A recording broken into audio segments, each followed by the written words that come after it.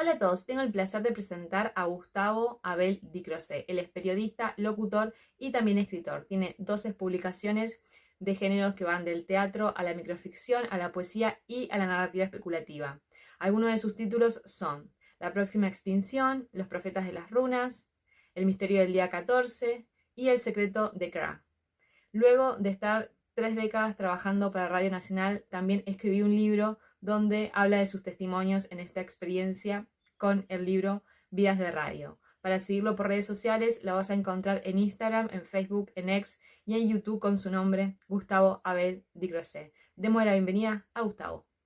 Hola Gustavo, bienvenida a mi espacio. Muchísimas gracias por aceptar la invitación. De verdad, muchas gracias. Hola Vicky, un saludo muy grande para vos, para todo tu público. Es un gusto realmente estar charlando con vos estos minutos. Muchísimas gracias. Bien, arranquemos con la pregunta que siempre es la primera que hago. Es ¿cómo iniciaste en el camino de la escritura antes de llegar a tu primer libro? ¿Cuáles fueron esos primeros pasos? Si fue en infancia, en la adolescencia, bueno, ¿dónde nació ese vínculo con la escritura o la lectura?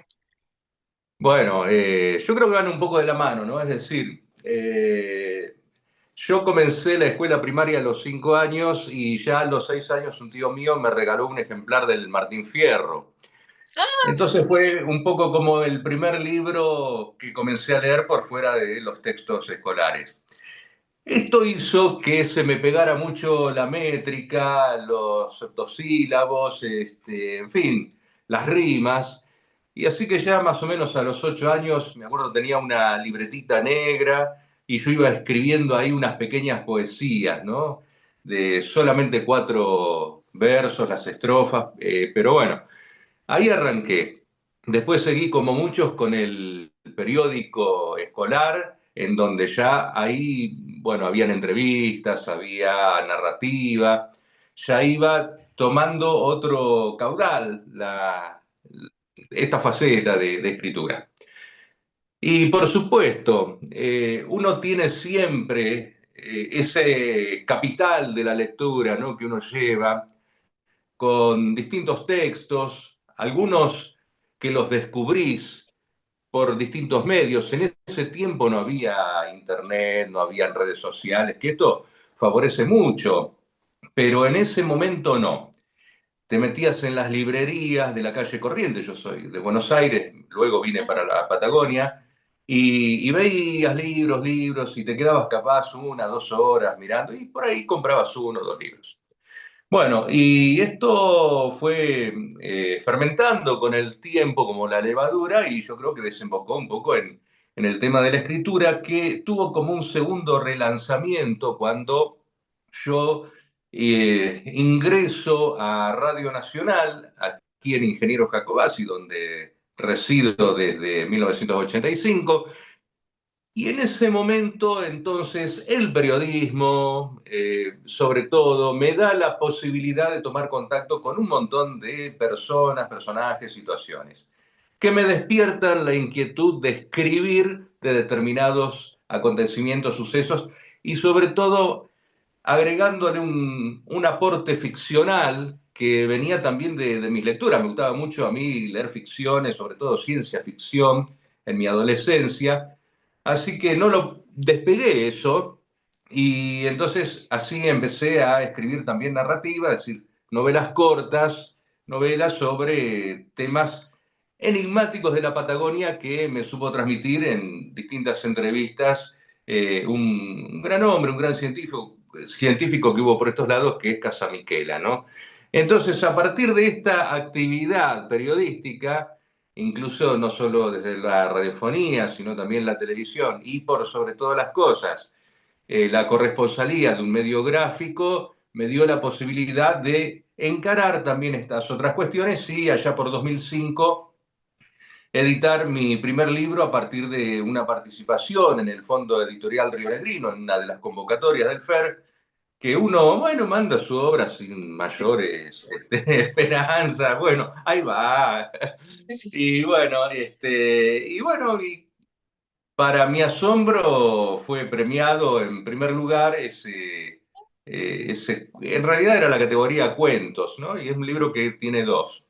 El Enigma de Mugliadi, que es el que da título al libro, y otro que es El hijo de la corona. Y bueno, y a partir de ahí empecé a escribir otros textos, ¿no? Mientras estaba editando El Enigma de Muliadi por el Fondo Editorial Rionegrino, publiqué Enigmario, que fue en realidad el primer libro que salió a la luz, que es la mitad poesía y la mitad narrativa, cuentos cortos.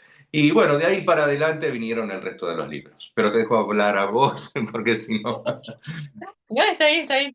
Y contame, ¿cuáles son tus disparadores normalmente para tus historias? ¿Son imágenes, son situaciones que ves, son, no sé, cosas que soñás? ¿De dónde viene toda esa inspiración creativa?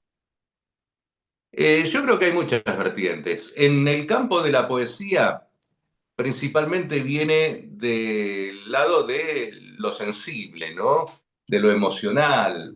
Uno ve, reflexiona, o sentís, o ves algunas historias que pasan a tu alrededor y te producen algo, te movilizan. Bueno, eso yo lo he transformado en poesía. O sea que podría decir que los disparadores son situaciones que tienen que ver con los sucesos de los entornos, los distintos entornos que uno va transitando en la vida.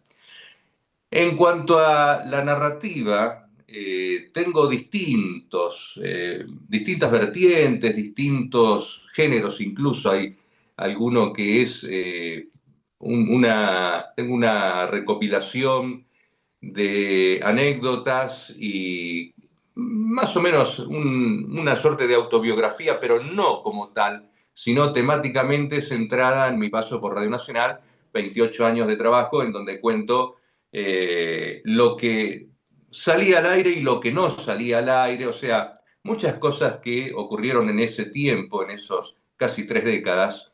Entonces ahí tenés una narrativa más personalizada, pero también hay ficción.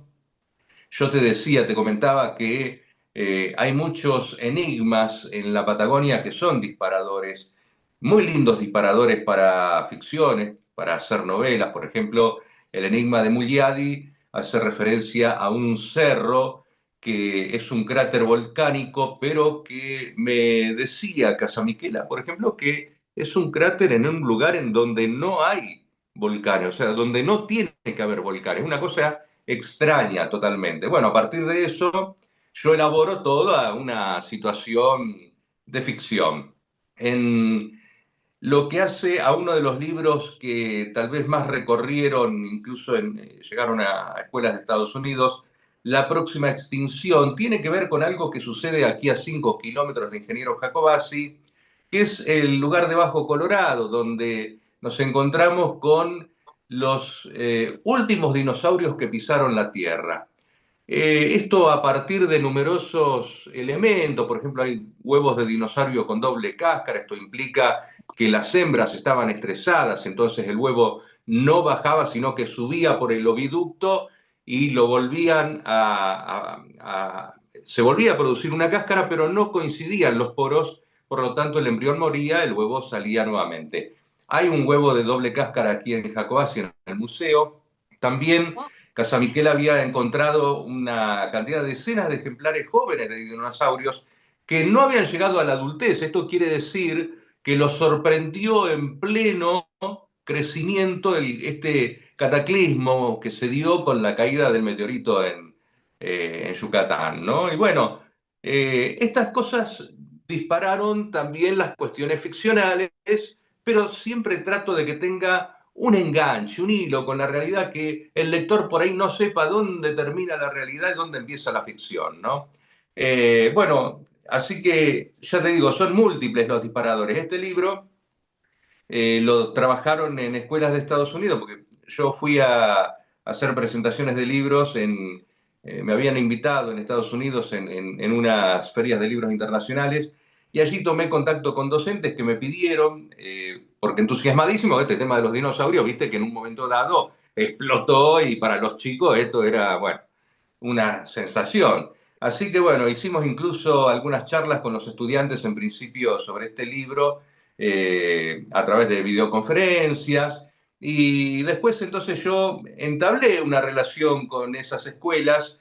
Este es el libro La próxima extinción, no sé si se ve bien por ahí. Sí, sí. Después entonces surgió un libro que se llama Los Profetas de las Runas, en donde yo les prometí a los estudiantes que iba a poner algunos de ellos como personajes. Y están efectivamente una docente y los personajes, algunos alumnos de esa escuela, en el siguiente libro que fue Los Profetas de las Runas. Y todo esto me llevó a hacer una visita personal a la escuela, para lo cual preparé un libro de microficciones, de microrelatos, que se llama Las 51 Noches, que es en español y en inglés, porque esta zona a la cual yo fui, que es la zona de Carolina del Norte, hay muchos chicos que no hablan español. En la zona sur, en Miami, donde yo hacía presentaciones, sí, la mayoría son hispanos parlantes, pero en la parte norte de Estados Unidos la mayoría no. Digamos, un 80% habla el español como acá hablaría el inglés un chico estudiante de secundaria.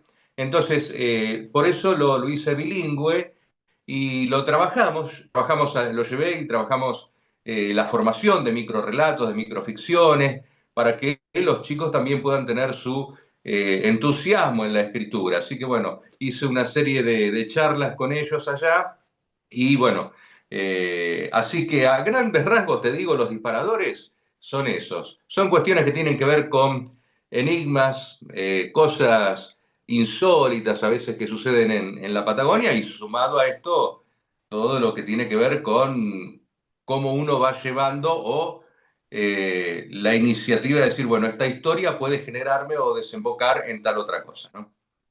Qué genial.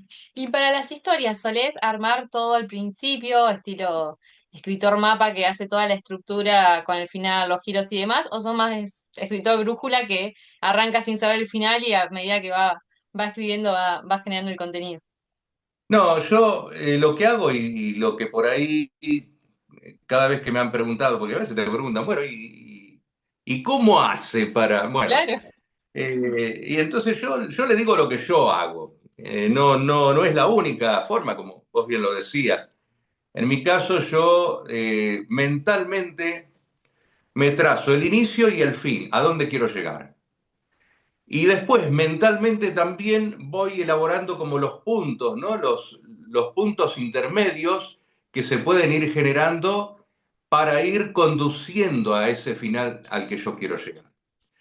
Entonces, una vez que tengo todo eso en mente, recién ahí empiezo a escribir. Recién ahí empiezo a volcar a la escritura lo que ya tengo en mente, porque ya tengo esto que vos decís, una especie de mapa, pero únicamente en la mente, ¿no? De cómo va a ser la historia. Después viene el proceso más tedioso, que es la corrección, ¿no? Es decir, un texto, por ahí una vez escrito, llegado al punto final, uno lo empieza a revisar y bueno, puede revisarlo 10, 15, 20, 30 veces. Ir cambiando pequeñas cosas, corrigiendo otras. Y yo llega un momento en el cual digo, bueno, listo, ya está, punto final, porque siempre uno cada vez que lo lee ya en las últimas oportunidades y encontrás un par de cosas. Cuando son nada más que un par, dos cosas, digo, bueno, no, listo, punto final, porque siempre voy a encontrar dos cosas más que cambiar. Entonces, en ese momento le pongo punto final y en ese momento se decide la edición del libro, ¿no? De una. ¿Y tus personajes también cómo los escribís? ¿Lo haces como fichas o los tenés en la mente? O por lo menos el protagonista, ¿cómo lo vas creando? En general los tengo en la mente, los personajes. Por esto que te digo que yo lo pienso mucho, casi como escenas, ¿no? Como escenas de una película, es una ficción, entonces uno puede escenificarlo, ¿no? Y los personajes con sus características ya los tengo ideados. Y en general en mis libros lo que hago es aparecer en algún momento algún personaje real. Es decir, con su nombre, con su apellido, algún personaje real. Alguien de la realidad, que por algún motivo yo digo, esta persona tiene que estar en el libro, ¿no? Entonces, así, por ejemplo, uno de los textos que tiene una referencia, un paso por el obispado de San Carlos de Bariloche, en donde hay una situación ahí, y yo tomo de ahí a una señora que realmente era impactante su historia de vida y la incorporo. La incorporo al libro con su nombre. Y esto lo hago en todo. Todos los libros tienen algún personaje identificable con nombre de pila, digamos, ¿no? Entonces, salvo ese personaje, el resto son todos personajes ficticios, inspirados, por supuesto, a veces en, qué sé yo, si uno tiene que hablar de un científico, siempre uno tiene en mente algún científico porque ha escuchado, ha leído o lo que fuere de algún científico o algunos científicos y tiene algunas características.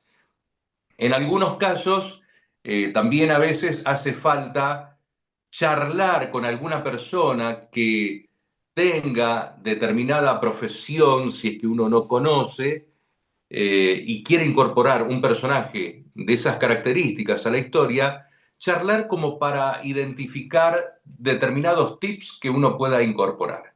Así que bueno, pero los personajes en definitiva van dando vuelta, van girando en torno a personajes creados ad hoc del relato y con todos estos condimentos que por ahí te voy diciendo, ¿no? De una. Y si nos puedes mostrar sé que tenés muchos libros, pero bueno, ahí tenés algunos más. Y mientras nos mostrás, nos contás un poquito cuál es tu experiencia con la publicación, si vos elegís siempre las tapas, la parte más visual, cómo se genera eso. Bueno, el tema de la publicación, salvo el primer libro que lo editó el Fondo Editorial Río Negrino, el resto los publiqué yo.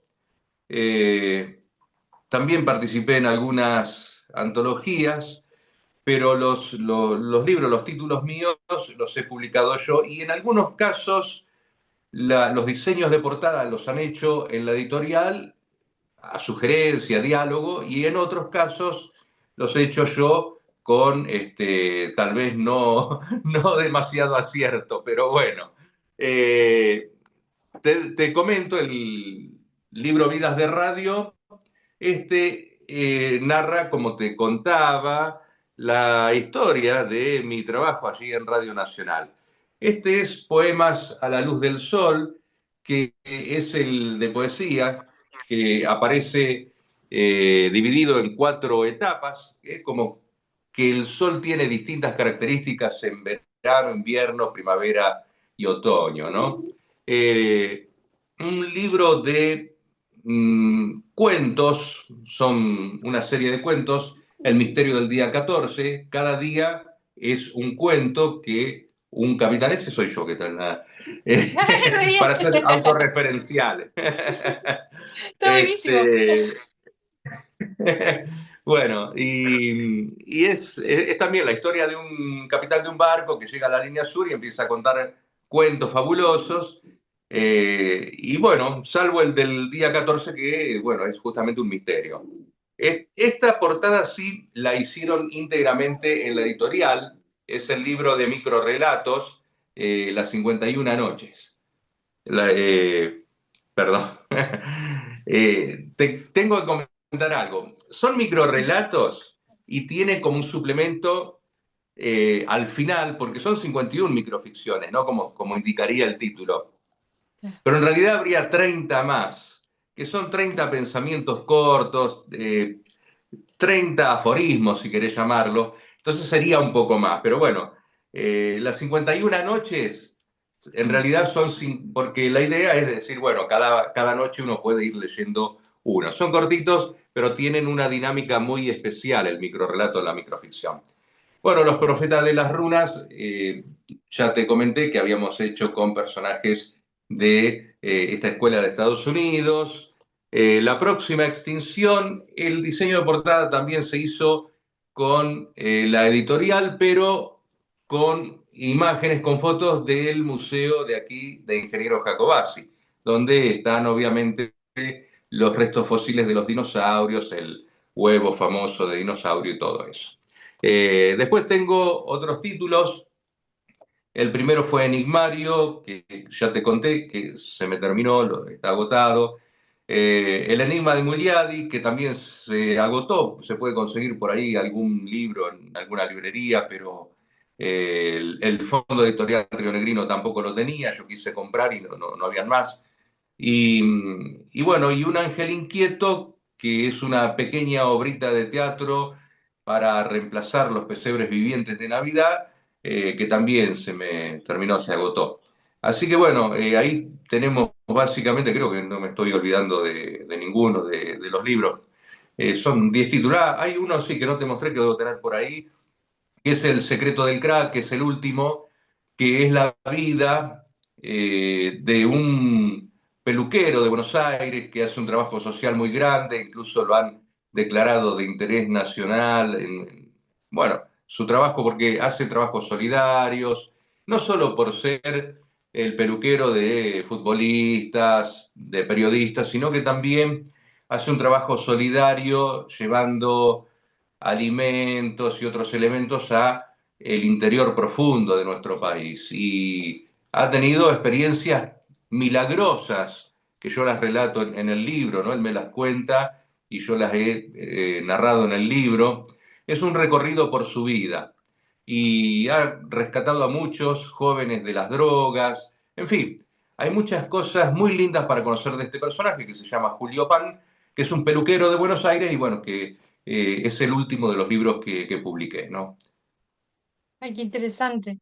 Y si tendrías que darle solamente un consejo a un escritor o escritora que está empezando, ¿cuál sería? Uf, uno solo Uno solito. Es es como el regalo que complicado. se Sí. lleva. Yo lo que, mira, te digo lo que le dije por ahí a los chicos en Estados Unidos, un poco en este sentido, ¿no? Yo les pregunté, ¿ustedes escriben? Y la mayoría no escribía. Le digo, ¿ustedes tienen cosas que decirse a ustedes mismos o que comunicar a otros o que quisieran contarlo aún cuando no quieran hacerlo público? Sí, todo sí. Bueno, escríbanlo. Escribir lo que se siente ya es empezar. Escribir lo que se siente. Después hay técnicas para hacer microficciones, tenés técnicas, tenés que seguir una serie de cuestiones, pero bueno, pero yo creo que lo fundamental es saber que todos tenemos algo para expresar y que esa expresión nos ayuda a mirarnos a nosotros mismos, que somos nuestros primeros lectores, y a ordenar un poco en ese diálogo con nosotros mismos nuestras propias historias. Entonces, es muy lindo que empecemos a escribir aquello que sentimos, aquello que nos pasa, aquello que queremos decir. Aunque no lo publiquemos, aunque sea un cuadernito, en algún momento llegará el hecho de decir, yo puedo hacer conocer esto, pero no es necesario. Escribir no tiene por qué ir necesariamente conjunto a la publicación de un libro. Son etapas. El momento llega en eh, determinado instante que, bueno, uno dice, bueno, es el momento. Como a mí me pasó por ahí de mandar en un certamen, pero no hacerlo. Así como yo hacía con una libretita negra, todavía la recuerdo, escribir y nadie leía eso, yo solamente, a lo mejor mis padres me tenían que soportar leyéndoselo, pero en definitiva era algo para mí, algo que yo quería expresar, algo que yo sentía. Háganlo, escriban lo que sienten, lo que piensan. Yo creo que a partir de ahí es el dato inicial para empezar a escribir. Y si tendrías que romper algún mito sobre los escritores, ¿cuál sería? Algún mito. Yo creo que hay muchos mitos sobre escritores, ¿no? Eh, los escritores, yo creo que somos personas normales. A veces, ¿viste? Te miran un escritor o te presentan como escritor, que es lo peor que te puede. El escritor, bueno, pero en fin, yo creo que uno de los mitos es ese, ¿no? Es decir, que los escritores no es que somos algo de otro planeta, que no, simplemente es esto que yo te digo. escribimos lo que pensamos, a veces hacemos historias con lo que pensamos, a veces proponemos cosas, a veces hacemos poesía, pero hay muchos mitos sobre los escritores, que tenemos una vida fabulosa. No, hay algunos escritores que sí recorren el mundo, que en fin, pero son contados con los dedos de la mano los que realmente hacen eso, ¿no? Que pueden darse el gusto de decir, bueno, recorro el mundo con lo que escribo. Pero el resto hacemos esto que cada uno puede hacer. Es decir, contar lo que uno tiene para decir, lo que uno siente, lo que uno piensa que puede interesar a otro en un diálogo en el cual despierta en el lector la verdadera dimensión de lo que se escribe, porque cada lector le va a dar su interpretación. A mí me pasó una cosa totalmente ilógica en una presentación en la Feria del Libro en Buenos Aires. Cuando terminé de hacer la presentación, bajé de las gradas, qué sé yo, y una persona había leído El Enigma de Muliadi, y bueno, yo ahí presento en un momento unas luminiscencias azules, que era un invento mío. Y esta persona me dice, yo sé lo que ¿viste? O sea, hay interpretaciones que hace el lector que ya escapan a lo que el escritor ha querido hacer. El escritor presenta algo y el que completa todo es el lector. Por eso una historia tiene tantos formatos y tantas maneras de ser como lectores hay. No hay una única manera. Cuando vos lees a Shakespeare, cuando vos lees a Oscar Wilde, cuando lees a Dostoyevsky, y cada uno interpreta determinadas cosas o se queda con determinadas partes o toma determinado lugar en esas historias, ¿no? Dice, yo estoy de parte de este, yo estoy de parte del otro, yo pienso más como este, yo como el otro. Entonces, es muy lindo esto, ¿no? Que este vehículo que es la escritura hace que los lectores sean en definitiva los creadores de la obra. El escritor los propone, el lector es el que lo completa, el que lo desarrolla. Tal cual. Y te hago la última preguntita que se la hago a todos. Yo soy muy fan de los animales. Es si escribís con algún animalito, si tenés un perrito, un gatito, si alguien te acompaña en el momento creativo o escribís solo. Mira, los momentos creativos se dan donde se dan, se me pueden dar viajando en un tren, en un avión, no sé. Los momentos creativos, no sé, ¿viste? Son esos. Esto que yo te digo del el pensamiento, Claro. poner imaginariamente en la mente toda la historia. Ahora después, cuando uno se siente a escribir, y bueno, ahí aparece un perrito que yo tengo por acá, un caniche, que bueno, ahora lo tengo por acá, viene, va, pero se está portando bien, no ha ladrado hasta ahora. Qué bonito. Así no lo quiero nombrar porque ahora se sentó allí en un sillón, pero bueno, es el compañero siempre que está presente. Tal cual, sí, yo siempre la acompañe. Bueno, millones de gracias por esta entrevista, por tu tiempo, por compartirnos la experiencia, un poco la idea de este espacio es eso, animar a la gente a que escriba, y como vos decís, que es súper lindo esto que todos podemos escribir, más allá de si vamos a publicar o no, creo que el arte de escribir es sanador, así que bueno, me quedo con eso, con ese consejo que diste para que todos se lo guarden y bueno, y apliquen, o sea, que escriban aunque sea un ratito, aunque sea una vez por semana ya después uno le agarra el gusto y empieza a escribir más seguramente. Sí, yo le decía a los chicos, escriban 2 renglones, con eso es suficiente. Después serán 4 y después serán 8. Y no busquen exagerar, no, a donde se sientan cómodos, ¿no? Donde se sientan cómodos. Así que bueno, Vicky, un gusto realmente haber compartido con vos este momento y con tu público. Y muy lindo el trabajo que estás haciendo, así que te auguro mucho éxito, muchas visitas a tu espacio y bueno. Cuando gustes, por aquí estoy. Muchísimas gracias. Muchas gracias. Chao, chao. Un beso, chao.